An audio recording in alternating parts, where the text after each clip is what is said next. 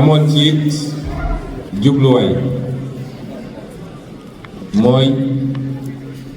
gannaaw jàmbat yi bëri na ba léeg-léeg mu xawoon na jur sax lu niroog manifestation te ma jàppoon ni lu bëri ñàkk waxtaan ak jokkoo gu néew moo ko waraloon itamit ñu jàpp ni bu dul dara sax war nañu mën a di daje di nemmeekonte di waxtaan d'abord ci li ñu boole muy réew mi d'abord ci li ñu boole muy réew mi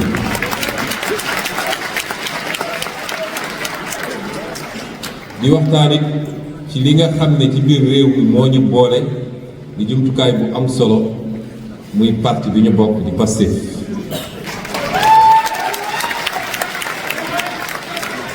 waaye di waxtaan it ci li nga xam ne mooy yéeg-yéeg bu kenn ku nekk ci ñun ndax ay nit bu ñu bokkee jëmukaay war nañoo di yégoo di xamalante di jëriñante loolu taxoon gannaaw bi ma dalalee lenn ci ex-détenu yi ak victime yi defe naa weer a gannaaw weer a genn wàll ci gannaaw ma ne leen woon dinañ taxawal benn bés boo xam ne dinañu daje bu yaatu waxtaan ma bëggoon nag ni ñu ko doxalee ba fi mu toll nii ndax permettre nañu kenn ku nekk composante bu nekk mu ñëw taxaw fii jël kàddu wax li ko métteeg li muy yéeg ak li mu bëgg ñu toog am dal ak tey déglu kenn ku ne wax ko ni mu ko bëggee ma jàpp ni sax am na ci ay xaabaabal yoo xam ne mun na ñàkk suñu diggante parce que ànd il faut mu am nuñ ko tëralee te it ñun dañu war a am bu dee dañoo bokk lu ñu métti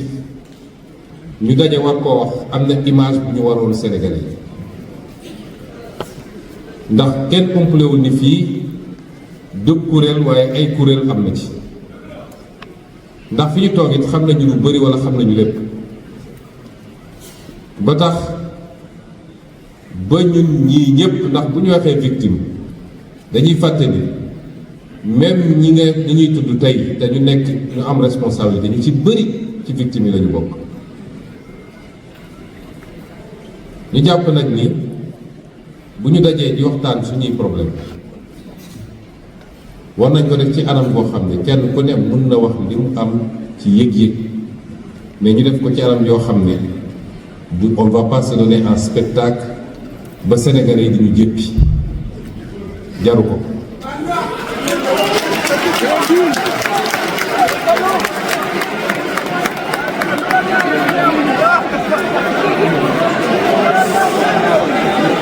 li may wax ak yéen nag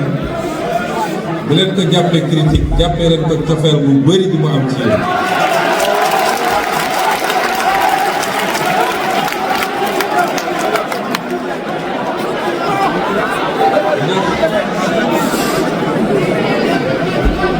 ndax nit war nga fexe ba liy xew tey ak nuñ ko mën a tuddee ak nu mun ci mel ak lu mun a jur ci yow ci déception bu mu tax nga fàtte li xewoon démb te bañ a fàtte nit ëllëg leneen mun na xew ndax ngeen may ma nopp rek te déglu ma parce que li wax dafa am solo ba ci kii nga xam ne tey moom la yàlla def mu nekk président de la République di Bassirou Diomaye Faye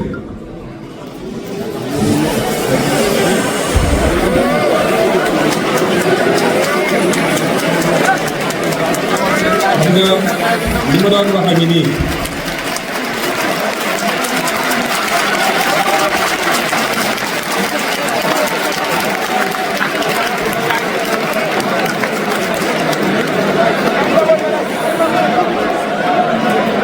gis ngeen ñun patriote il faut ñu jàng ànd ak mesure parce que tey problème am na te kenn weddiwu ko man maa leen njëkk a wax ci problème am na maa ko njëkk a wax te am na loo xam ne foogewuñ ko woon nii te am na waaye nag bu ñu fàtte ni suñu diine daf ñu jàngal dara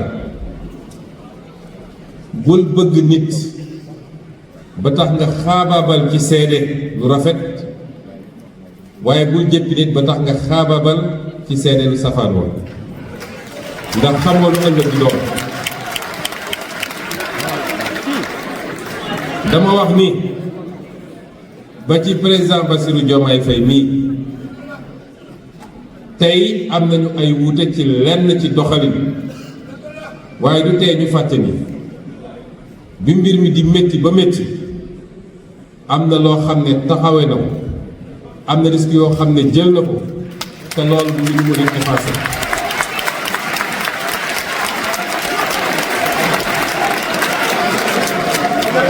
kon différent wu tey ak wuute tey dinañ ko gérer nañ ko war a gérer ndax fii nag ñi fi nekk ñëpp xam nañ pourquoi ils se sont engagés te am nañ seen fulla bu doy man mii ñu fi tàccu bu ma jëloon yoon bu wuteeg li taxoon nit ñi jóg di ngeen taxaw ne ma ànduñu ci te duñ la topp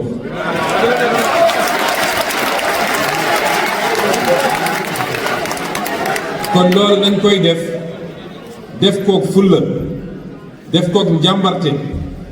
def kook fayda waaye mun na bañ a egg fenn fi parce que on peut gagner on peut avoir nos victoires on va les avoir sans avoir besoin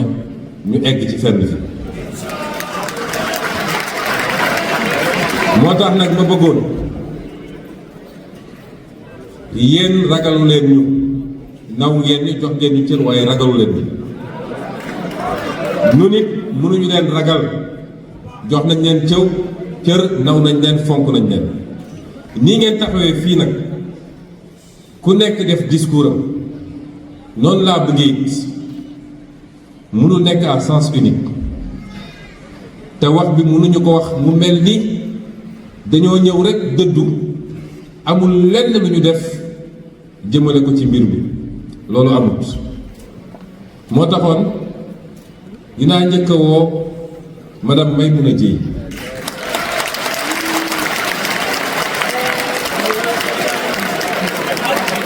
ma bëgg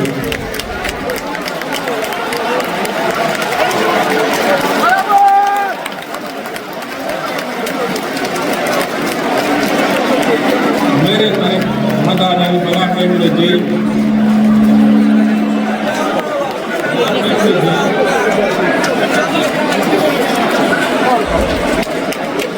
madame Maymouna Dièye dafa am lu ko déggoon parti bi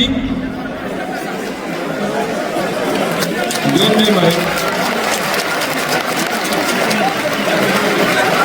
ngeen may ma daaneel balaa Maymouna Dièye di jël kàddu bi Maymouna Dièye daa am luñ ko dégg ci liggéey parti bi dégg ko conseil des ministres lañu toog président de la république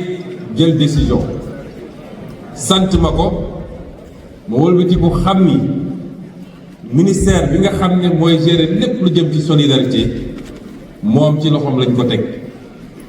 ma jël sama ndogal dénk ko liggéey boobu liggéey ba mat na matul baax na baaxul lay jaadu mooy ni ngeen mënee ñëw taxaw wax seen version ñu bàyyi ko moom mu ñëw taxaw fii wax lan lañ ci def lan moo ci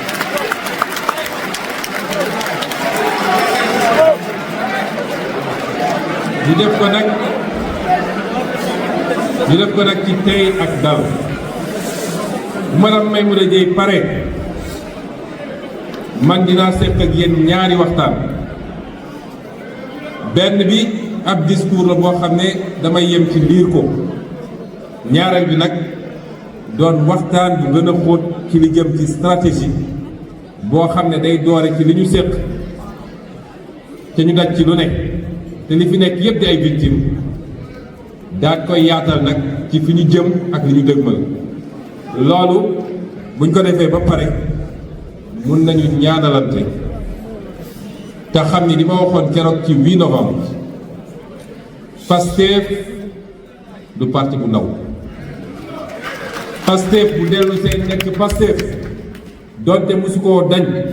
waaye dinaa wax lan mooy gàllankoor yi bu dellu see ci li mu war a nekk Pastef xajul ci lenn xajul ci kenn. kon maa ngi jox kàddu ci madame Maïmouna Dièye mu wax ak yéen ci tey ak dal ñu continuer waxtaan. Madame Maïmouna Dièye vous avez la parole.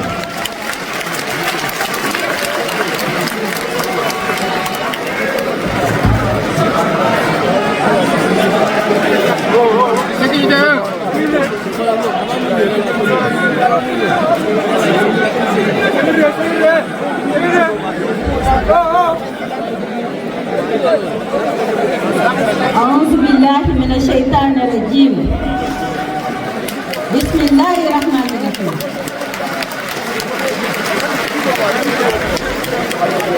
اللهم صل على سيدنا محمد الفاتح لما أغلق والخاتم لما سبق ناصر الحق بالحق والهادي إلى صراطك المستقيم وعلى آله حق قدره ومقداره العظيم يا حي يا حيوم استغفر برحمتك yal nañu yàlla musal ci seytaane waaye balaa may sore ak yéen maa ngi delloo njukkal suma waa ji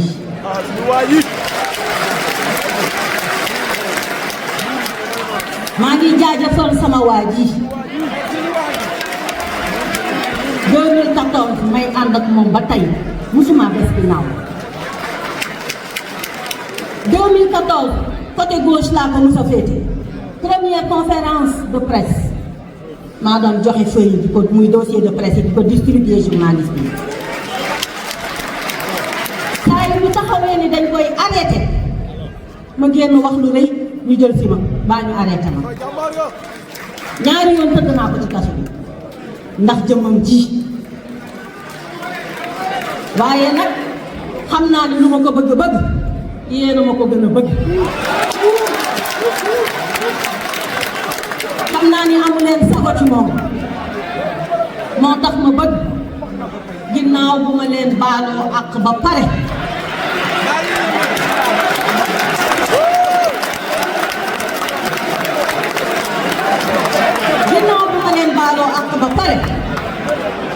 ma ni leen nag ñu ñëw ñu ànd liggéey parce que loolu nag mooy projet ni ko président Ousmane Sonko waxee wax nga dëgg ndax dañ maa dénk loo xam ni foog naa ni xeex bi li muy metti metti bu weesoo kaso yi ñu ñàkk bakkan moom mii li mu ci daj ci yaramam foog naa ni liñ ma dénk moo ci gën a metti ndax sensibilité boo xam ne biñ ma koy dénk comme man yaay Fall la soldat la nit ma jox ma def man soldat Ousmane Sonko la lu war a metti ci moom na ñëw ci man noonu laa mos a taxawee te looloo tax bi ma dénkee lii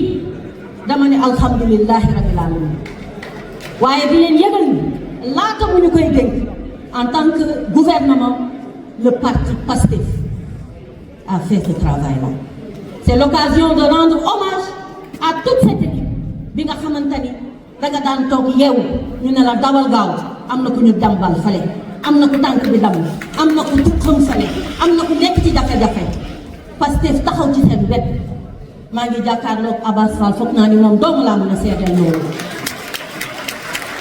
mu xam ne moom ak ñi mu àndaloon liggéey boobu ñu doon def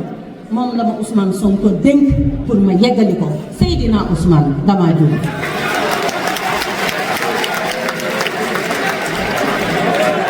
bi ñu ko dénkee wax ci def ci communiqué foog naa président de la République engagé wu ci sax ba ne dinañ ci teg enveloppe bu 5 milliards mais enveloppe bu 5 milliards boobu duñu ko joxee ndoo dañu koy def étape par étape bi ñu ko defee li ma njëkk a def mooy bind ab arrêté boo xam ne moo tënk commission bi nga xamante ni moo waroon a def liggéey boobu ndax dem nañu ba xam ne dootul mbiru parti mbiru gouvernement la kon dañoo war ministère bu nekk li mu ci war a def ñu fexe ba mu doole ko ci su ko defee du yam ci joxe xaalis rek li ñu fi wax léegi yëpp dégg ngeen ko insertion prise en charge psychologique leneen ak leneen ak leneen loolu noonu moo waral commission bi liggéey boobu ba tey delluwul ginnaaw commission boobu matagul weer ci la ñu def atelier à Saly ñetti fan la ñu tëj pour tënk li nga xamante ni moo desoon ci liggéey bi jox ma nag ay résultats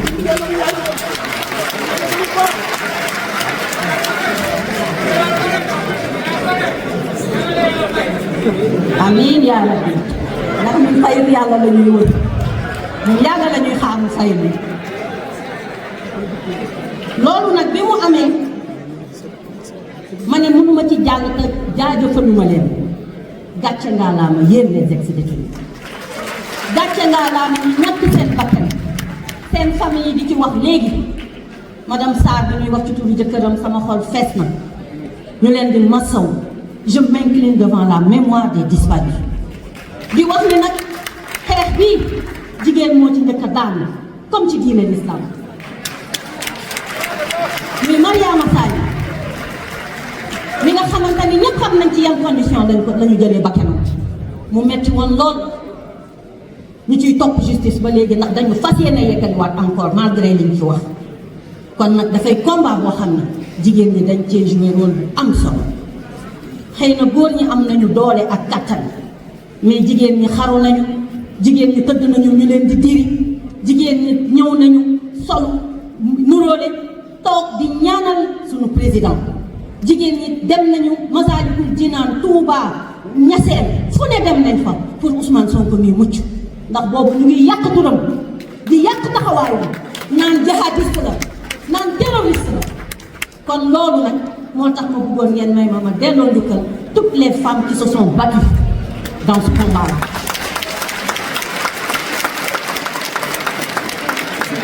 di beral loxo nag les 17 libérés ndax ñu ngi fi am na ñoo xam ne ñëwuñu waaye ñoom tamit foog naa ni bi ñuy déclenché 2021 lu bëri ci ñoom la jóge woon ndax bañ ñu jàppee dugal ñu ci fourgonnette bi naan ñu ngi dóor jigéen ñeeg ñu ngi nangam am na ñu mu yëngal seen xol waaye di wax rek ni commission boobu liggéey bi mu def daf ci am lu am solo loo xam ne bu ngeen ma dégloo rek di ngeen comprendre en fait réeroo moo am dañoo déggantewul moo tax ma ni ngeen baal ma àq pour xol yi jóg te fekk na xëy na xam nañu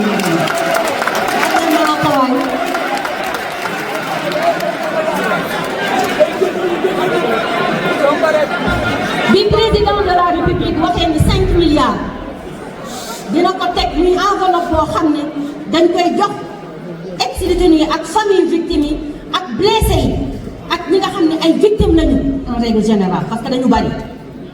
ñun dañu tàmbali liggéey bi arrêté bi dafa génn commission bi daje ñu commencé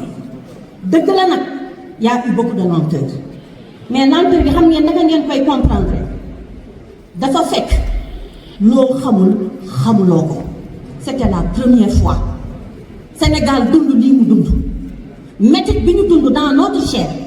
il fallait que gouvernement bi toog parce que bu doon ñun jëluñu pouvoir xëy na dañ doon continuer rek ci accompagnement bi mais après dañu jël pouvoir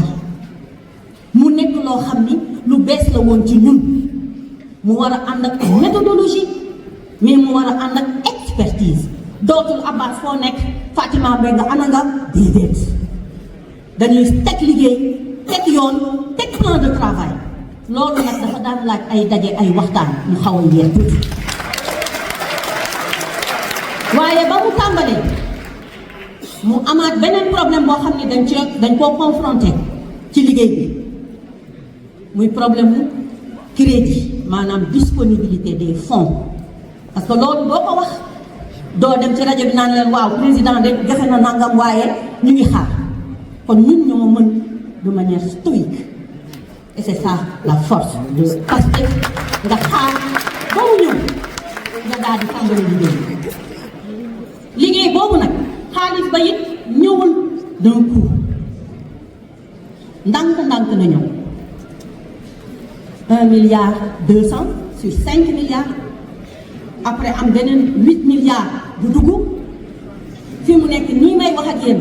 xaalis bi ñu liggéeyee ba léegi nii suñ ko mënee wax xaalisu ministère de la famille de l'action sociale et des solidarités maanaam xaalis bi nga xamante ni moom la ñu waroon a jox ñi feebar te yenn saa yi nekk ci yenn situation ci hôpitaux yi ñu ñuy woo ak ñi nekk ci jafe-jafe ak ñi bëgg jàngi yenn saa yi seeni borom seeni parents amuñu lu ñu leen fayale ak coono yi ngeen di gis yenn saa yi ñu koy daj ci àll bi di dem di fekk di néew di doole yi mais xaalis boobu dañoo mujj tàkk ci tàmbali liggéey pour que ndax boobu yàlla xam na li ñu doon daj di gis kaa yenn te yàlla mooy sama seede xaw ma ñaata yoon laa toog sama bureau di jooy ndax di gis loo xamante ni doo xam noo koy dugg ñu tàmbali liggéey bi ba tey jii may wax ak yéen xam ngeen ñaata lañu dépensé gu te du lépp la ci 5 milliards yi la jóge mooy 1,8 milliard j'ai tantôt dit 1,2 milliard plus 600 millions muy 1,8 milliard ba nii fii ma taxaw di wax ak yéen loolu la ñu gis te lenn li dafa war a dugg waaye leneen li ma bëgg a def comme précision su ko defee waxtaan wi day yomb mooy ngeen xam ne trésor public du ci ab kees lañ koy dugal du ci benn coffre-fort lañ koy dugal lépp loo xam ne war nañ ko ci def ay këyit la këyit yooyu bu yeggee ba trésor public doog a fay ayant droit bi maanaam DGPSN mu ngi fi suma càmmiñ Matar Sène moom tam di ci liggéey bu am solo bu nee bii yoon moom dañ koy jox dama naan ko Matar fayal ma lii mu fay ko foofu mais bu koy fay man xaalis du ma ko gis xanaa fonctionnaire war na xam même ku dul fonctionnaire sax ni trésor public dafa ànd ak gestion particulière c'est le comptable public qui sort et qui fait rentrer man gisuma xaalis xaw ma fu xaalis ko yenn saa yi damay wëlbatiku di woowaat waa trésor naan leen ndax am na lu dugg donc je n'en sais absolument rien li may gérer kañ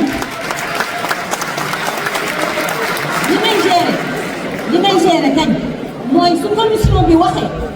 ma ne leen waaw def leen nii parce que nag man leen ko dégg mais di wax ni trésor public bu jëlee xaalis bi jox ko ki mu ko war a jox soit DGPSN lay jaar wala directement ci malade bi ñoom ñoo leen di woo jox leen chèque jamais liquidité di dugg ci suñu loxo di dugg ci loxo keneen lépp par chèque wala ñu jënd ko matériel mais lépp trésor public mooy fay waxtaan bii suñ ko amee rek ba xel yépp dal di ngeen xam ne da ngeen maa war a yërëm waaye waru leen maa mere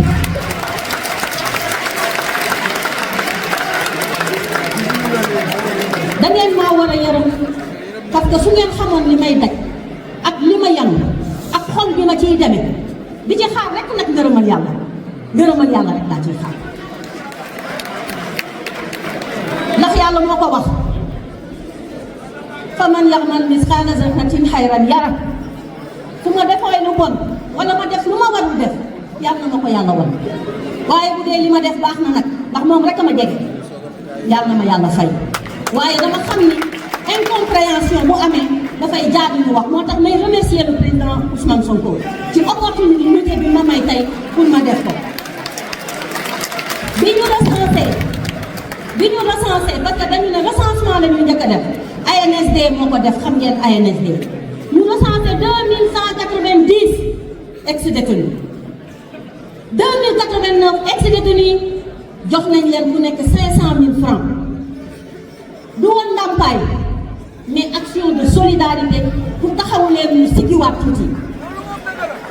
loolu bi ñu ko defee ba pare beneen décision bu ñu jël ñu ne dañuy jox famille bu nekk 10 millions de francs muy 74 famille yooyu yëpp bi ñu waxtaanee ak ñoom dañu leen teg ci yoon ne leen nii ngeen di jotee seen xaalis man du maa ko liggéey commission bi moo ko liggéey bi ñu leen waxee loolu 30 familles fii may wax ak yéen jox nañ leen seen 10 millions 30 sur 74 waaye am na 7 yoo xam ni seen enquête def nañ ko contrôlé nañu gis nañ ne dañu ko war a jot semaine bii lañ ko waroon def ma ne leen bàyyi leen bi yoon ma fekkee ko ndax ma mën a waxtaan ak ñoom donc suba lañ koy def wala ginnaaw suba muy 37 familles am ñoo xam ne nag dañu feebar am ñoo xam ne dañu feebar seen conséquence su affaire bi ci seen kaw métti na il fallait ñu taxaw leen ñoo gën a indi sax déclenchement wu paiement yi parce que à un moment donné il fallait payer il fallait soulager il fallait est-ce que xool ngeen nit man may yaay yor juróomi bant nampal ndax mën naa xool kuy souffrir mënul nekk donc ñooñu nga xam ne dañu feebaroon biñ leen di jàppale ñooñu ñoo gën a déclencher mbir mi ñu ne kon duñu xaar ma woo sama dage ne ko est-ce qu'il y a quelque chose ci biir ligne aide et secours mu ne ma waaw ma woo Matar Sène woo Bay di ñaam mi nga xamante ni moo yore fonds de solidarité ku nekk ne ma am naa toogaay bu xaw a équilibré ma ne leen kon nañ leen doxal période boobu nag ñu bëri ngi jàmbat ñu bëri ngi wax ma comprendre leen parce que xam naa métit bi ngeen dund mais na ngeen xam ne lii ma wax fii mooy chiffre yi am mooy li ma wax mooy li am malades yi am na 283 malades yoo xam ne jël nañ leen en charge ñii fii ci réew mi am na ñoo xam ne sax yóbbu nañ leen bitim réew toog naa ni Cheikh Sourat mi taxaw fii buñ ko joxoon kàddu dina mën a wax Turquie la jógee te dafay dellu mois prochain keneen ak keneen noonu kon ñun suñu xamee ne cas bi am na fi rek dañu lay xëcc wax ak yow moo tax toujours dama koy wax ci samay waxtaan ñiy wax di kalaame di boole naan waaw ministère bi deful dara mais pourquoi du ñu ñëw ci man wax ak man mu gën a yomb man ñi ñëw ci man laa wax suñu ñëwee ci man xëy na dina gën a gaaw da ngeen di ñëw ñu xool situation yi joxe naa numéro téléphone parce que au début aussi y avait des problèmes baal leen ma yeggali au début y avait des problèmes mooy ci biir liggéey bi amoon na loo xamante ne nag amoon na ci tey dinaa ko wax amoon na sabotage boobu bés bi ma ko xamee laa ci jël ay mesures te sabotage boobu mooy li nga xam ne jàpp nañu ne waruñu leen a jox dara waruñu leen jox 500000 mais famille yi aussi parce que nee nañu ñi dee ñoo rey seen bopp waaye ñii tamit dañ doon xeex ba am ndam tey waaye bi ma ko xamee ma jël ci matukaay yu ma sëkk personnellement maa créé comité ci sous comité di woo nit ñi di wax ak ñoom kon ku am cas boo xam ne war nga koo faj am na ñoo xam ne xam nañ fi ñuy jaar pour wax ak man wax leen ma ko rek ba ma yëg foog naa ni nag leneen li ci def mooy ñu wax ni 1634 ex-détenus defal nañ leen enquête boobu c'était pour voir léegi bu ñu paree faj ñi mën a faju ak ñi nga xamante ne xëy na dañ leen di gunge rek ndax am na métit yoo xam ne vraiment loo leen faj conséquences yi dafa nekk ci ñoom bu baax a baax ñooñu da nga leen di gunge di leen jàppale toog naa Khadija Diagne mi ngi tudd léegi fii waa Touba barki démb xëy na waxu leen ko waaye maa ngi doon waxtaan ak moom ak ñeneen ñoo xam ne ñu ci bëri ñu fi tudd maa ngi déggante ak ñoom pourtant mais di wax ni léegi lenn rek laa bëgg ñu retenir ko mooy en attendant ñu yeggali parce que ñun nag dañoo am combat boobu mooy libérer le Sénégal combat boobu balaa ñu fay mën a yegg foog ñu ànd juboo nekk benn say bu ñu nekkee benn say di yëkkateendoo di tegandoo loolu laa gis moo tax ma ni ñi ñu recensé les 1634 dañu ne ñii est-ce que dañ leen di dugal parce que bu dee fonction publique commission bi ñu ngi ci biir dañ leen di dugal ci biir fonction publique ñii dañ leen di utal ay bourse ñu dem jàngi ñii dañ leen di lebal xaalis ñu inséré wu ñii dañ leen di yóbbu ci agriculture ku nekk li nga wax ni moom nga bëgg dañ ko noté def par rapport boobu jox naa ko le premier ministre Ousmane Sonko. léegi nii fi ma toog maa ngi xoolaat dossier yi y'a 28 enseignants yoo xam ne dugalaat nañ leen ci loolu la jaar ci biir enseignement. am na agriculture monsieur le ministre Mabouba Diagne jox na ma nombre ñi nga xamante ne nee na dina leen boole ci projet boo xam ne dinañ leen jàppale. sunu mag Aïda Mbodj a ngi nii toog yore DER interpellé nañ ko ci te am na liggéey boo xam ne mi ngi ko ciy pare. ak kan moo ci desati encore léegi nii Moustapha Ndiaye Sare mi ngi may xamal ni moom tamit tubaarkàlla macha allah dossier yi mu yor yëpp pour formation bi dina ko ci def. Abass Fall nee na ma soxla naa 300 jeunes yoo xam ne dinañu leen yóbbu ci ay chantier pour infrastructure yi ñu war a defar ci réew mi ñoom ñoo fay dem di fa liggéey. kon nag alhamdulilah rabbil alamin alhamdulilah ala kulli al li ko PM waxee léegi lu mu métti nañu ànd ak suñu sago dafa baax ci doomu aadama parce que nag léegi pour dem ci projet bi tëjee foofu loolu laa leen di dénk mooy bi ñuy xeex 2014 dafa am lu ko waraloon ba 2024 ñu jël pouvoir boobu dafa am fu ñu bëgg yóbbu ko 2050 lu tax ñu jóge ci pouvoir bii Seydina Ousmane moo ko wax de nee na 2050 duñu fi jóge léegi kon lan moo ci des nañu ko dooleel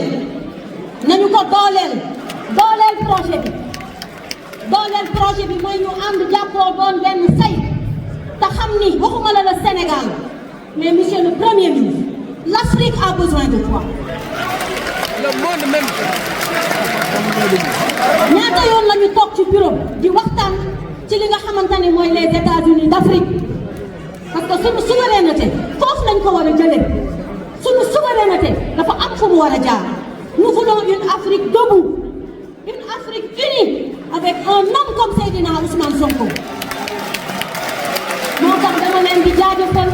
di leen baaluwaat ak pour ñi ci amul li leen neex waaye di leen wax ni moom li mu bëgg bu sottee Sénégal bu neex a neex la ñuy am. moo tax ma naan ko